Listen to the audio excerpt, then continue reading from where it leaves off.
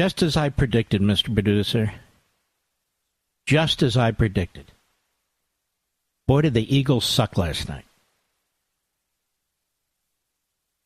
They just did, you know. We Philadelphia fans, most of the listeners here are not, but on WPHT and elsewhere, what a lousy last 6 or 7 games. Unbelievable. I had to shut it off. The Tampa Bay team looked like the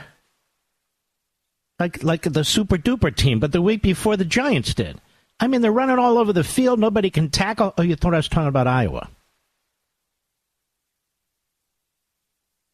Donald Trump won in a landslide, a historic landslide. You've heard it all day, and it's true. It's true.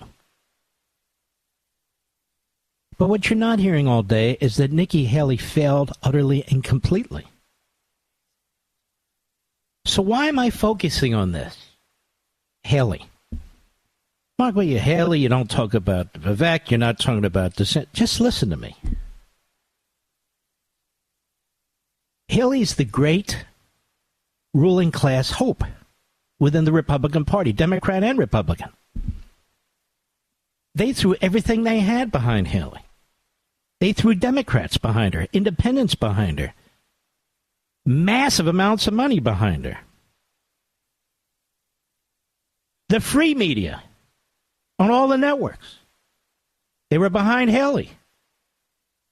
They hate Trump and they hate DeSantis. And she couldn't take second place. And don't be fooled by the spinners on TV now and radio. That was her goal. So she'd go into New Hampshire as the conquering queen of Iowa, never expected to come in number 2. And now there she is in New Hampshire. She said no debates for her unless Trump's involved, so she won't debate DeSantis. And there is Humpty Dumpty, more Dumpty than Humpty, Chris Sununu, liberal Republican, all excited about their primary system up there, which sucks. You can have people who are unaffiliated or independents become affiliated that day to vote and then become unaffiliated again. And that's what they're counting on. The same thing as in Iowa, but because it's a direct voting system, not a caucus system, they think they have a real shot. And so even when she loses, she declares victory. She's number 3 in Iowa. That's what she was expected to wind up, despite all the money, all the effort. She declares it's a victory now. It's a 2-man race. Did you hear her say 2-man race? I did. She didn't say 2-people race, Mr. Producer. Pretty amazing. Then there's New Hampshire. Okay, you know what went on in Iowa about 20 hours ago. Maybe it's 26 hours ago. Whatever the hell it was. 26 hours. The voting started, and then the voting ended about 22 hours ago.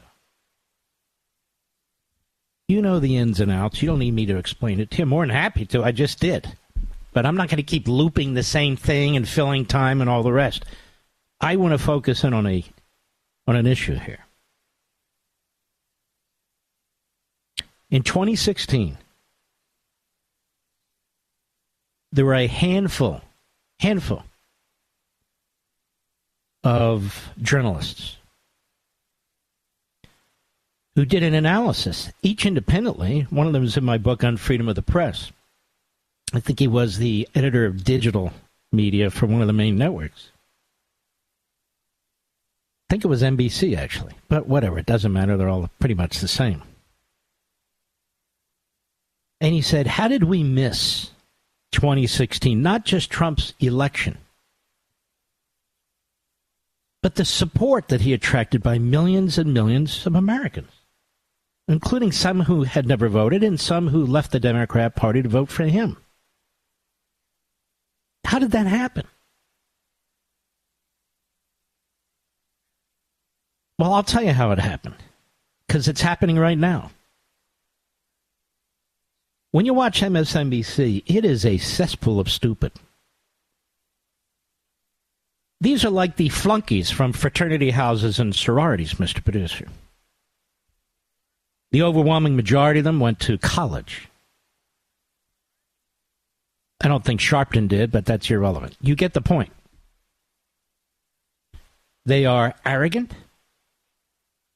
They look down upon tens of millions of Americans, 65% of whom did not complete a 4-year college degree, most of whom never went to college. They have nothing but contempt for you.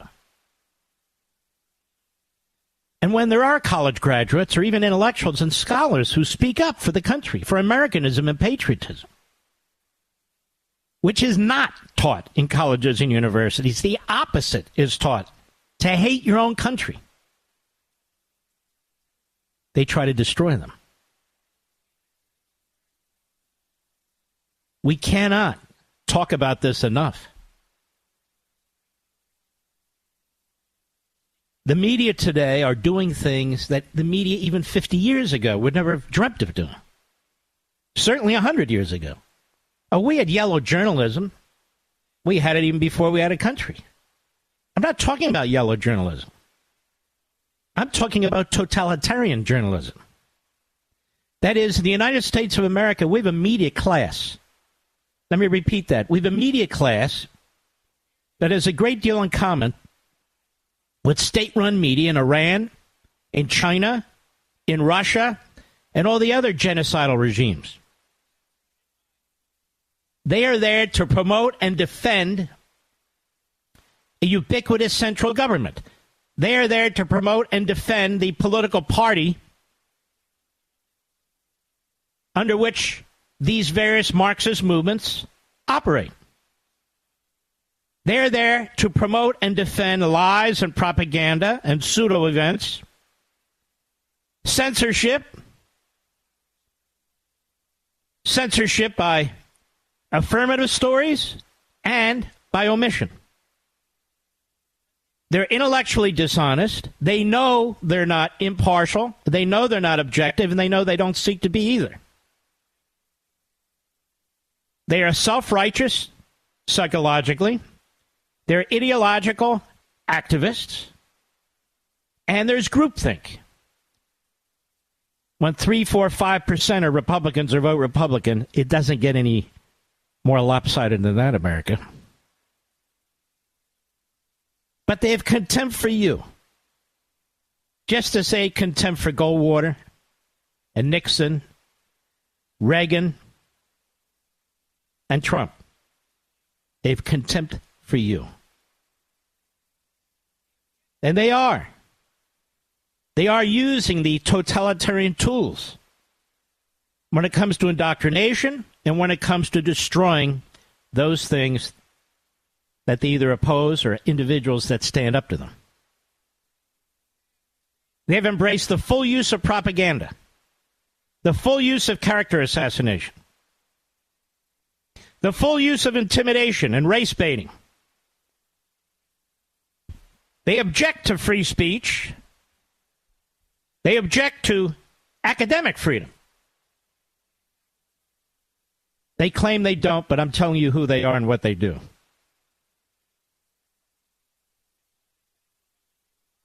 We have today the fusion of the ruling class and the media in our country.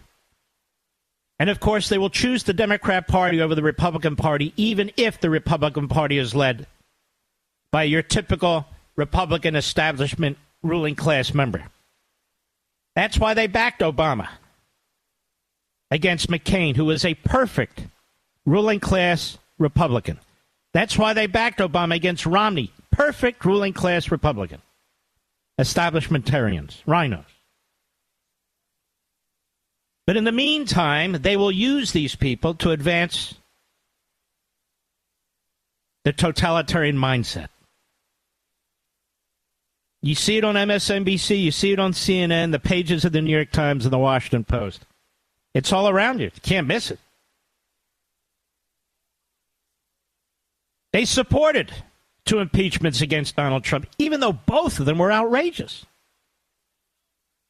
They supported Russia collusion and all the lies of which they were part. They were celebrating them. They were promoting them. They supported the criminal investigation based on a complete fiction, a concoction of the Hillary Clinton campaign, the Democrat Party, and the Obama administration.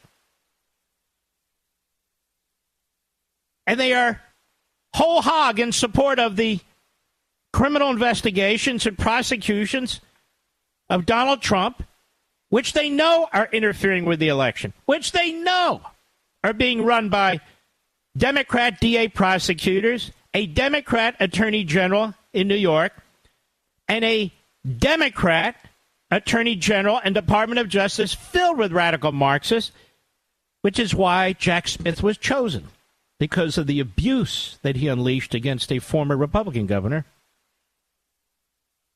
McDonnell of Virginia. So you see how they are analyzing this election in Iowa. We have individuals with primetime shows on news platforms in the United States of America attacking the race of the voters in Iowa, attacking the faith of the voters in Iowa, accusing them of being racists. We have censorship like we've never seen before. When MSNBC would not even cover Donald Trump's speech.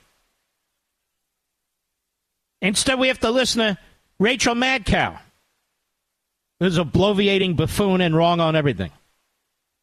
We have the most sanctimonious, always constipated-looking Jake Tapper. Long-time, lifelong Democrat activist, as almost all of them are, covering the campaign in Iowa, and they go to Donald Trump for a speech, and when he's about to mention immigration, he cuts him off. And we'll talk more about this as the course goes on. We have the audio. Cuts him off.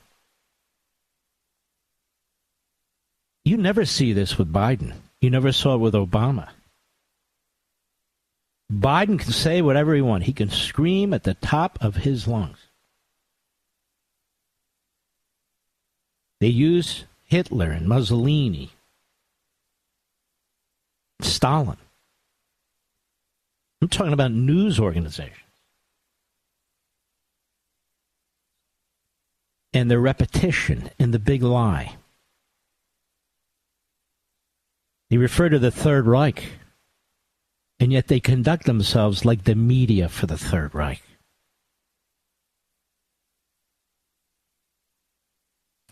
You want to know what autocracies look like? You're looking at one. As I said, the fusion between the so-called media and the Democrat Party is beyond debate. It's unequivocal. No matter how you analyze it, no matter looking at the data, it doesn't matter. And now they're interfering with the Republican primary process to promote Nikki Haley. Nikki Haley gets almost all positive media. If she were to actually be a nominee, they would set her up and knock her down. But almost all positive media, free media. And they hate Donald Trump. But they think the easiest way for Nikki Haley forward is for DeSantis to commit to getting out of the race. Nikki Haley as the one-on-one candidate. They don't even suggest that Nikki Haley get out of the race. And yet, unless somebody can explain how, look at the support that Donald Trump is getting. It's enormous, and it is in all factions of the Republican Party.